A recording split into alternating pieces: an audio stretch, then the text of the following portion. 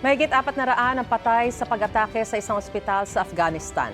Matinding sunog, makapal na usok at nagkalat na debris ang makikita sa Drug Rehabilitation Hospital sa Kabul. Ayon sa Afghan Taliban government, mahigit 200 ang sugatan. Halos mapuno rin ng mga bangkay ang isang ospital doon na pinagdalhan sa mga biktima. Isinisi ng Afghanistan Taliban Administration sa Pakistan ang airstrike. Sa pahayag naman ng Information and Broadcasting Minister ng Pakistan, itinanggi nila ang pag-atake sa ospital. Military installations at terrorist support infrastructures daw ang kanilang tinarget. Nagsimula ang gulo sa pagitan ng dalawang bansa nitong Pebrero dahil paniwala ng Pakistan, kinakanlong ng Afghanistan ang ilang militanteng kalaban ng gobyerno ng Pakistan. Gusto mo bang mauna sa mga balita? Mag-subscribe na sa GMA Integrated News sa YouTube at tumutok sa unang balita.